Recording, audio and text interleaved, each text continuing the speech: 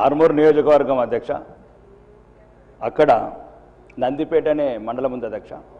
అక్కడ 1998లో ఇంటికి ₹5 వసూలు చేసుకొని బస్సు డిపోకు 5.5 ఎకరా స్థలం కొనిచ్చినాం అక్క అధ్యక్ష. ఇంటికి ₹5 వేసుకొని 1998 ఆ రోజు గౌరవనీయ మాజీ ముఖ్యమంత్రి అప్పటి రవాణా శాఖ మంత్రి శిలపలకం అక్కడనే ఉన్నది అధ్యక్ష, నందిపేటలో ఉన్నది. కల్వకుంట్ల చంద్రశేఖరరావు రవాణా శాఖ మంత్రులని అప్పుడు వేసిన, అంటే ప్రత్యేకంగా ఎందుకు ఇవ్వాల్సి వస్తుంది అధ్యక్ష, ఉత్తర తెలంగాణ ఎప్పుడు ఈ రకంగానే వెనుకబాటుతనం గురవుతుంది అధ్యక్ష. ఇంటికి ₹5 వేసుకున్నాం అధ్యక్ష, బస్సులు వస్తాయి, బస్సు డిపో వస్తుందని. అది ఈరోజు చివరికి మా పరిస్థితి ఎంత అంటే 2 సంవత్సరాల నుంచి రవాణా శాఖ మంత్రికి ఎన్ని లెటర్లు ఇచ్చామో తెలియదు. ఒక్క నిమిషం అధ్యక్ష. చివరికి ప్రజలు రస్తారోకలు చేసి హైకోర్టుకి వెళ్ళారు అధ్యక్ష. మా పైసలు మాకు ఇప్పియండి, మా భూమి మాకు ఇప్పియండి. మళ్ళీ మీరు ఆర్టీసీ తాకట్టులు పెట్టుకొని డబ్బులు తెచ్చుకొని హుస్నాబాదు, మంతెన, ములుగు మీరెందుకు కట్టుకుంటారు అధ్యక్ష మా పైసలతో? ఒకటి చెప్పిందేనండి, నేనేమంటున్నాను అధ్యక్ష, మేమేమంటున్నాము, ఇప్పుడు మాజీ శాసనసభ్యుడు సార్ 10 కోట్లు పెండింగ్ ఉంటే నేను వసూలు చేసి ఇచ్చాను అధ్యక్ష. 10 కోట్లు మా ఆర్మూర్కెళ్ళి డబ్బులు తీసుకొస్తే మీరెందుకు ఉండవద్దు అధ్యక్ష? మాకు బస్ డిపోలు వద్దు, బస్సులు వద్దు, బస్ స్టాండ్లు వద్దు, నక్సలిజం లేదు, చచ్చిపోయినరు, మళ్ళీ నక్సలిజం పంపిస్తారట్లా మీరు? ఇది ఒక్కటి అధ్యక్ష. Kudwanpur SC hostel, BC hostel కూలిపోతున్నాయి అధ్యక్ష. ఎంతమందికి అని తిరగాల, ఎవరెవరిని అడగాల? అసలు ఎందుకు, అసలు నాకు ఈ శాసనసభలు ఎందుకు వచ్చి నాకు అర్థం కావట్లేదు. 6 నెలలకు 2 లక్షల జీతం తీసుకున్నాడు, 2 గన్మెన్లను పెట్టుకున్నాడు. ఈసారి సెక్రటరియట్ అధ్యక్ష, మీరు దయచేసి మీరు అధ్యక్ష కొత్త ఏదైతే సెక్రటరీ ఉందో అధ్యక్ష, మీరు వీడియో విజువల్ 200 సార్లు వెళ్ళాను అధ్యక్ష, ఒక్క మంత్రి ఉన్నాడు. మరి మళ్ళీ ఈ వాస్తు పిచ్చి ఇలా పట్టిందో తెలియదు. అధికారులు ఉండరు, ఎంతమందిని అడగాల, ఏమేం చేయాలా చెప్పండి, మీకు ఏమి ఇయ్యము. మళ్ళీ ఎలక్షన్ వచ్చినప్పుడు ఏదైనా కొద్దిగా ఇస్తాం, తాయిలు గంగలు పోతుంది. మేము 4 గంటల దగ్గర బుద్వాన్పూర్లో అధ్యక్ష ఎస్సీ. ఒక్క నిమిషం అన్న, ఇక మాట్లాడిన నాకు దయచేసి, నేను ప్రజల సమస్యల గురించి మాట్లాడుతున్నా, రాజకీయాలు అస్సలకే మాట్లాడాను ఈ వేదిక ద్వారా. ప్రజల సమస్యల గురించి చెప్పకపోతే ఎవరు మాట్లాడతారన్న సామాన్యుడి గురించి అధ్యక్ష? ఆర్మూర్లో జిరాయిద్ నగర్ ముస్లిం పిల్లలు ఉంటారు అధ్యక్ష, మొత్తం కూలిపోయింది, గోడలు కూలిపోయినాయి. జిరాయిద్ నగర్లో ఎంత రిక్వెస్ట్, 2,30,00,000 ఎస్టిమేషన్. మరి ముస్లింలని జనజీవన దూరం రాదామా? అట్లాంటి పరిస్థితులను నెట్టి వాళ్ళని ఏ వాదనకు తీసుకువెళ్దాం? మళ్ళీ తీవ్రవాదులు అంటారు, ఉగ్రవాదులు అంటారు, మళ్ళీ ఇట్లా చేస్తారు, రెచ్చగొడతారు, వాళ్ళతో కలిసి ఉంటారు, మళ్ళీ మా మీద విషయం చెబుతారు. నేనేమంటా అధ్యక్ష, చిన్న చిన్న సమస్యలు అధ్యక్ష, మేము ఏం అడుగుతలేము. ఆ హాస్టళ్ళు, పిల్లలకు స్కూళ్ళు 2 కుద్వాన్పూర్లో ఆల్రెడీ ఎస్టిమేషన్స్ వచ్చినాయి అధ్యక్ష. BC hostel, SC hostel. నేను ఓసీ హాస్టల్ అడగట్లేదు అధ్యక్ష, నేను రావులు రెడ్డిల హాస్టల్ అడగట్లేదు. అది అడిగేటోళ్ళు చాలామంది ఉన్నారు. BC, SC, Kudwanpur land ready ఉంది 5 ఎకరాలు. రెండోది జిరాయిద్ నగర్లో ఒక ముస్లిం స్కూల్ ఉంది అధ్యక్ష, చాలా వెనుకబడ్డది, అంతా కూలిపోయింది సగం. ఎవరికి చెప్పుకోలేకపోతుంది అధ్యక్ష, నేను చెప్తున్నాను సామాన్యుల అవసరం. ఇంకా రెండోది అధ్యక్ష,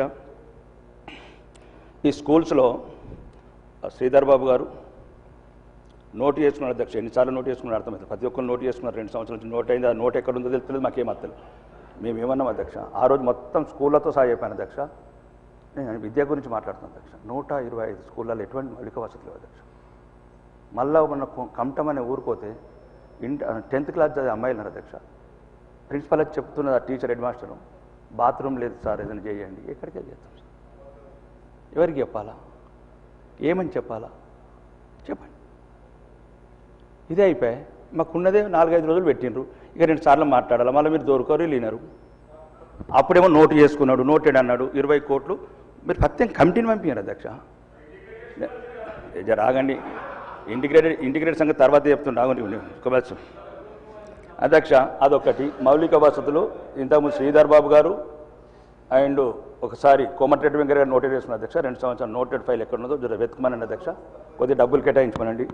అట్లనే మా దగ్గర ప్రత్యేకంగా అధ్యక్ష ఈ కొన్ని ఇల్లు మొన్న 3,500 ఇచ్చారు అధ్యక్ష.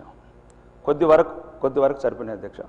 కొన్ని ఊర్లలో ఏంటంటే ఇంతకుముందు ఉన్న టీఆర్ఎస్ ప్రభుత్వం కావచ్చు, టీడీపీ కావచ్చు, కాంగ్రెస్ కావచ్చు, ఇళ్ల స్థలాలు ఇచ్చారు కానీ పట్టాలు ఇవ్వలేదు అధ్యక్ష. మదనపల్లి, గంగడ్డ అన్నాడు కూడా, ఇట్లాంటి విలేజ్లలో, గాదిపల్లి విలేజ్లలో వాళ్ళు ఏమంటున్నారంటే అది పట్టా కన్నా ఇందిరమ్మ స్కీములో అర్హులం అవుతామని.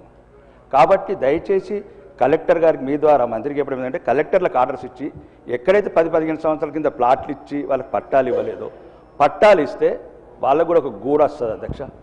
అందుగురించి అదొకటి మీ ద్వారా తీసుకెళ్తున్నాను. ఇంకా మా ప్రాంతంలో అధ్యక్ష చాలా విలేజ్లల్లో ఈ రైతాంగం ఎక్కువ ఆధారపడినది అధ్యక్ష. సామూహిక కల్లాలు రైతులకు. నేను ఫ్యూచర్ సిటీ గురించి మాట్లాడలేదు అధ్యక్ష, 5 లక్షల కోట్ల పెట్టుబడుల గురించి మాట్లాడలేదు. రైతులు కల్లాలు. మీరు ఇట్లా మాట్లాడి అసెంబ్లీలో ఇంకా సామాన్యుడి గొంతు సమస్య. నేను ఏం మాట్లాడుతున్నా అధ్యక్ష, 15 సంవత్సరాలైంది అధ్యక్ష లక్కంపల్లి సెజ్ ఒక్క ఇండస్ట్రీ రావట్లేదు. ఇక్కడ 5 లక్షల కోట్లు, ఇంతకుముందు దావోస్ పోతను 2 లక్షల కోట్లు, 7 లక్షల కోట్లు. ఏమైంది అధ్యక్ష? జిల్లాకు 70,000 కోట్లు ఇవ్వండి అధ్యక్ష. మళ్ళీ హైదరాబాద్ భారం ఎందుకు మోపుతారు అధ్యక్ష? ఔటర్ రింగ్ రోడ్ దగ్గర మీ స్థలాలు ఉన్నాయనా? రీజనల్ రింగ్ రోడ్ దగ్గర మీ భూములు ఉన్నాయనా? అంటే తెలంగాణ 10 జిల్లాల తెలంగాణకు 70,000 కోట్లు ఇవ్వండి అధ్యక్ష. ఈరోజు ఆదిలాబాద్ ఎయిర్పోర్ట్ అయింది, ఈరోజు వరంగల్ ఎయిర్పోర్ట్ అయింది. మొత్తం 10 జిల్లాలను సమంగా డెవలప్ అయ్యింది అధ్యక్ష. హైదరాబాద్ మీద బాగా భారం పడుతున్నారు అధ్యక్ష. ఏ జిల్లా వాళ్ళు ఉంటారు అధ్యక్ష? ఆడు 20,000 జీతం చేసి 5,000 రూపాయలు కంపు రూమ్లో ఎందుకు ఉండాలి సార్ ఇక్కడ అధ్యక్ష? వరంగల్ ఉండని, కరీంనగర్ ఉండని, ఉన్నందుకు ఉండని. ఇప్పుడు మీరే అంటూ నిన్న గౌరవనీయ ముఖ్యమంత్రి అన్నారు 3,78,00,000 పాపులేషన్ ఔటర్ రింగ్ రోడ్ లోపల అధ్యక్ష 1,34,00,000 మందిలోని గౌరవనీయ ముఖ్యమంత్రి అంటున్నారు. 20 ఏళ్లలో 75% పాపులేషన్ మళ్ళీ హైదరాబాద్ అర్బనైజ్ అంటున్నారు. మరి ఇంకెక్కడున్నాయి అధ్యక్ష సౌకర్యాలు? మనం ఎక్కడో చోట కట్టడి చేయాలి అధ్యక్ష. ఉదాహరణకు హైదరాబాద్ నుంచి ఒక చెప్తున్నా అధ్యక్ష, ఎక్కడికి వెళ్ళినా 2 గంటల ప్రయాణం అధ్యక్ష. ఒక ఆదిలాబాద్ ఒకటి దూరం ఉంది, వరంగల్ ఒక 2 అవర్స్, నిజామాబాద్ ఒక 2 అవర్స్ ఉన్నారు. ఏమి అధ్యక్ష? లండన్కి వెళ్ళి వచ్చినోడికి హైదరాబాద్ దగ్గర అవుతుంది, నల్గొండ దూరం అవుతుంది అధ్యక్ష. ఒక్క నిమిషం అండి, మీరు మాట్లాడి నేను ఏమంటున్నాను, కొద్దిగా ప్రజల సమస్యలు ఒక 2 నిమిషాలు అవకాశం. ఎట్లా నీళ్ళు లేరు కదా అధ్యక్ష, అలా టైం ఇయ్యు. అలా కళ్ళల్లో మంటలు ఉన్నాయో, కడుపులో ఏమున్నాయో అది తర్వాత చూద్దరు కానీ. రెండోది అధ్యక్ష, ఒక చిన్న మీద మంత్రి గారు 1 నిమిషం ఇక లాస్ట్ అన్న. నేను అంటే నేను ఇట్లా కోపం కత్తిరేమో అందరూ. నేను ఇక వాకాడన్న జరాగే. రెండోది ఇక ఒకటి అవుట్ సోర్సింగ్ ఉద్యోగుల అధ్యక్ష. రోజు ఏమంటారు, కార్పొరేషన్ ఒకటి పెట్టమంటారు. మీరు మేనిఫెస్టోలో పెట్టింది, కాంగ్రెస్ మేనిఫెస్టో పెట్టారు. మధ్యాహ్నం కమిషన్లు ఎక్కువ మంది తీసుకుంటారు అధ్యక్ష. వచ్చే 10,000 జీతము 10,000 జీతం డైరెక్టర్లు అకౌంట్ వేసేటట్టు. దీంట్లో ఏం లేదు సార్, ప్రభుత్వం అనుకుంటే 1 గంట పని. అవుట్ సోర్సింగ్లో కూడా అధ్యక్ష ఉన్నత వర్గాలు, అగ్న వర్గాలు, డబ్బున్న వర్గాలు లేవు అధ్యక్ష. అటు 18,000 జీతంలో మళ్ళీ 1800 కొట్టేసి ఎందుకు? ఆ 1800 పాలన కొనుక్కుంటాడు, ఇంత పేపర్ అని నేర్పించుకుంటాడు, పిల్లలకి ఇంత స్వీట్ అన్న ఉంటాడు. ఇదొకటి ఆలోచించండి అధ్యక్ష, మీరు గౌరవనీయ మంత్రివర్యులు. రెండోది ఈ మధ్యాహ్నం ఇక లాస్ట్ సార్ ఒకటే అన్న అధ్యక్ష. ఒకటే ఈ నిరుద్యోగులు ఈ ఉద్యోగులంతా ఒక ఫోన్ చేస్తున్నారు అధ్యక్ష. ఏమనంటే 61 నుంచి మళ్ళీ 64 చేస్తున్నారట అధ్యక్ష అని వాళ్ళు నన్ను అడుగుతున్నారు. అన్న ఇప్పటికే ఉద్యోగాలు లేవు, ముసలైపోతున్నాం, ప్రమోషన్లు లేవు. 61 నడరానోడికి మళ్ళీ 64 చేస్తే మా బతుకులు ఏం కావాలంటారు అధ్యక్ష. మీ వేదిక ద్వారా మీ ద్వారా ఈ ఎక్స్టెన్షన్ చేయొద్దు అని నా విజ్ఞప్తి అధ్యక్ష. ప్రభుత్వం కూడా దయచేసి యువతను నిర్వీర్యం చేయకండి. మీకు ఏదైనా డబ్బులు లేకపోతే అప్పులు తెచ్చుకుందాం, మత్తు తెచ్చుకుంటున్నాం, అప్పులు అవి కొన్ని తెచ్చుకుందాం. కానీ పిల్లలకు ఉద్యోగాలు రాకుండా కానీ కొంతమంది ప్రమోషన్లు రాకుండా వాళ్ళ జీవితం అంతా అయిపోయేటట్టున్నది. 60 మళ్ళీ 65 అయితే మళ్ళీ ప్రమోషన్లు మన్ను అచ్చుటోడికి రావు, అట్లా పోతారు. రెండోది యువతకు కొన్ని ఉద్యోగాలు వస్తాయి. కాబట్టి దయచేసి మీ ద్వారా ప్రభుత్వం చెప్పేది ఏంటంటే, ఏదైతే వయసు పెంచకుండా ఇప్పుడున్న వయసు నుంచి పిల్లలకు ఏదైతే మీ జాబ్ క్యాలెండర్ ఇస్తామో జాబ్ క్యాలెండర్ ఇవ్వండి, జాబ్ క్యాలెండర్ ఇచ్చేసి పిల్లలకు ఉద్యోగాలు ఇవ్వండి. రెండోది ఏదైతే చెప్పినా సార్ నోటు చేసుకున్న వాళ్ళు ఎవరైతే నోటు చేసుకున్నారో నేను మళ్ళీ అందరికి లెటర్లు ఇస్తా అధ్యక్ష. ఇప్పుడు పొన్నం ప్రభాకర్ గారికి ఒక సుమారు 50 సార్లు అడిగిన అధ్యక్ష. ఈ వేదిక మీద చెప్పానండి, 50 సార్లు అడిగిన. నేను శాసనసభ్యుని అధ్యక్ష. నేను ఒక్క నిమిషం సార్ అధ్యక్ష, ఇలా చెప్తే అర్థమైతే లేదు. శాసనసభ్యుడిగా ఎన్నిసార్లు అమెరికాలో కూడా కలిసినాం, న్యూజెర్సీలో. అని మరి ఇక శాసనసభ్యులకి ఈ రకమైన పరిస్థితి ఉంటే ఇక ప్రజల గురించి మేమంటున్నాం. మరి ప్రత్యక్షం ఎట్లన్నా పాపం అధికార పార్టీలకు మూగబోయారు, వాళ్ళు అడగలేరు. మేమని అడగలి కదా ప్రజల సమస్యలు. కాబట్టి అధ్యక్ష మీ ద్వారా గౌరవనీయ శ్రీధర్ బాబు గారికి, మంత్రులందరికీ నా యొక్క విన్నపము, నేను చెప్పిన కొద్దిగా ఆలోచించాలి అధ్యక్ష. పేదల పట్ల దయ చూపండి అధ్యక్ష. శంకరన్న కూర్చో. అధ్యక్ష, మొదటగా నేను మీ సభ్యులందరి తరఫున మీకు ఒకటి కోరుతా ఉన్నాం అధ్యక్ష. 0 అవర్కి సంబంధించి గౌరవ సభ్యులందరూ కూడా గమనించాలా. చాలామంది గౌరవ సభ్యులు ఉంటారు, వారి నియోజకవర్గాలకి రాష్ట్రానికి సంబంధించిన సమస్యలు ప్రస్తావన చేస్తారు కనుక కేవలం ఒక సబ్జెక్ట్ వరకే పరిమితమై ముందుకు పోవాలని కోరుతా ఉన్నాను అధ్యక్ష. రెండవ అధ్యక్ష, మరి గౌరవ సభ్యులు చెప్పింది నోట్ చేసుకున్నాము. నోట్ చేసుకున్న తర్వాత సంబంధిత డిపార్ట్మెంట్లకు పంపిస్తున్నాము. సంబంధిత డిపార్ట్మెంట్లు వారికి జవాబు ఇవ్వటం జరుగుతుంది అధ్యక్ష. కానీ మా బీజేపీ సభ్యులు మాట్లాడుతూ అనేక ప్రస్తావనలు తీసుకొచ్చిన అధ్యక్ష. అసలు ఒకటి కాదు రెండు కాదు ఉన్న లేనివి అని ప్రస్తావనలు తీసుకొచ్చిండ్రు. అనేకమైన కల్పనలు క్రియేట్ చేసిర్రు. 61 నుంచి 64 ఎవరైనా అన్నారు అధ్యక్ష? అంటనే ఉంటారు. బయట అనుకునేవని మనం మాట్లాడితే మనం ఎందుకు చట్టసభ్యులం? సార్ నేనేమంటున్నాను, మనం అందరం గౌరవ సభ్యులం అధ్యక్ష. నేను మా వారికి శాసనసభ్యుడు ఉన్నారు కనుక అదే విధమైన ఆతృత ఉంటుంది, ఆవేదన ఉంటుంది, ఆందోళన ఉంటుంది. We respect you sir. కానీ 2 రోజుల్లోనే 2 సంవత్సరాల్లో మొత్తం నియోజకవర్గానికి సంబంధించిన సమస్యలు పరిష్కారం చేయాలంటే కొన్ని సందర్భాల్లో సాధ్యపడదు. నేను ఈరోజు కూడా చెప్తా ఉన్నా, నిలబడి 5 సార్లు ఎన్నికైనా అధ్యక్ష. ఇప్పుడు 3 మార్లు ఆ ప్రతిపక్షంలో ఉన్నాం. 3 మార్లు ప్రతిపక్షంలో ఉన్నాం అధ్యక్ష.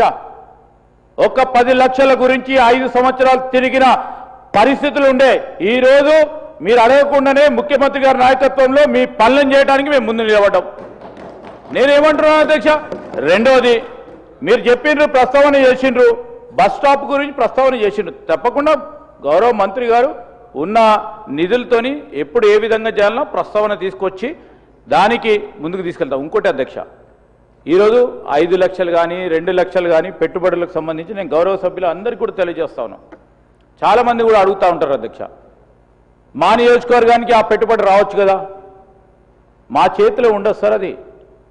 మేము ఈరోజు ఒక ఈకో సిస్టమ్కి సంబంధించి ఆ వాతావరణం కల్పించడానికి ప్రోద్బలం చేసి ప్రోత్సాహం చేసి పరిశ్రమలు రావడానికి ఒక దోహదపడే అంశం పాలసీ మేకింగ్ చేస్తాం.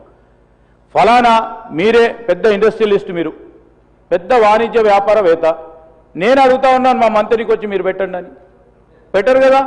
వాణిజ్యం ఎక్కడ జరుగుతుందో దాని పరంగా వారికి అవసరాలు ఉన్న చోట ఎక్కడ అవసరం ఉంటుంది వారు పెడతారు అధ్యక్ష. మా చేతిలో ఈరోజు 7 లక్షల కోట్లకు సంబంధించి మొత్తం 119 నియోజకవర్గాల్లో ఒక్కొక్క పరిశ్రమ ఏర్పాటు చేయాలని మా చేతిలో ఉంటే తప్పకుండా ఏర్పాటు చేసే ప్రయత్నం చేస్తాం. కానీ పెట్టుబడి పెట్టే వారికి ఎక్కడ పెట్టుబడి పెడతా ఉంటారో అనేక కారణాలు ఉంటాయి. ఆ కారణాలను దృష్టిలో పెట్టుకొని వారు పెట్టుబడి పెట్టేటాలో పెడతారు. ఈరోజు రంగారెడ్డిలో పక్కన ఎవరి భూములు ఎవరికి ఉంటాయండి? ఎవరి భూములునే ఎందుకుంటాయి భూములు? ఎవరికైనా నిజంగానే భూములు 20 సంవత్సరాల నుంచి ఉండేవంటే ఉంటాయి కావచ్చు. కానీ ఈరోజు చెప్తా ఉన్నాను, సెక్రటరియట్కి అంతా స్వీపింగ్ రిమార్క్ చేసింది అధ్యక్ష. సెక్రటరియట్ కోసం మంత్రులు లేరట సార్. ఇది వాస్తవం సార్, ఇది న్యాయమా? ఇది మేమందరం కూడా ఈరోజు సెక్రటరియట్లో కూర్చొని మేము హైదరాబాద్లో ఉన్న సందర్భంలో ప్రతిరోజు ఎప్పుడు ఉంటామో అప్పుడు 2 గంటలో 3 గంటలో తప్పకుండా వెచ్చించడం జరుగుతుంది.